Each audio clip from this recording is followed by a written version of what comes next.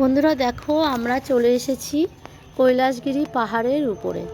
তো কৈলাসগিরি পাহাড়ের উপরে আমরা উঠেছি। তো উঠে দেখলাম এখানে পরিবেশটা এত সুন্দর, চারিদিকে কত সুন্দর পার্কের মতন সুব্যবস্থা আছে, বসার ব্যবস্থা আছে, ছায়া আছে, সুন্দর সুন্দর গাছগুলো কাটিং করে খুবই সুন্দর পরিবেশ করে রেখেছে এখানে।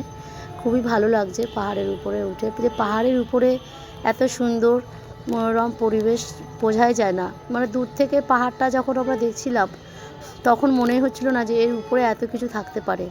তো এর উপরে দুটো পার্ক আছে, কৈলাসগিরি ভগবান শিব পার্বতী বড় মূর্তি আছে, সেটা আগের ভিডিওতে আমি তোমাদেরকে দেখিয়েছিলাম, তোমরা দেখে নিও। তো এখানে একটা গাছ দেখলাম পাহাড়ের উপরে, এটা কি গাছ আমি জানি না, তবে সুপারির মতন ফল হয়ে আছে। তো আমি গিয়ে একটা ফল নিয়ে আসলাম, নিয়ে সেটা দেখতে চাইলাম যে এটা কী ফল। তো দেখলাম এটা সুপারির মতনই দেখতে, কিন্তু সুপারি তো হলুদ হয় আর এটা একটু লাল কালারের। তো দেখো এই ফলটা সুপারির মতনই দেখতে, লাল কালারের, কিন্তু কী ফল আমি কোনোদিন দেখিনি বা জানিও না।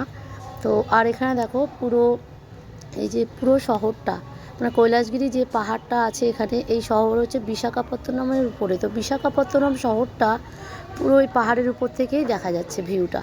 আর ওই দূরে দেখো কুয়াশা ঢাকা কত সুন্দর পাহাড়।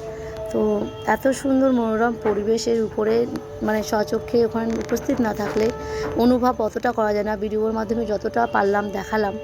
আর এখানে দেখো বঙ্গোপসাগর সমুদ্রও আছে, কত সুন্দর।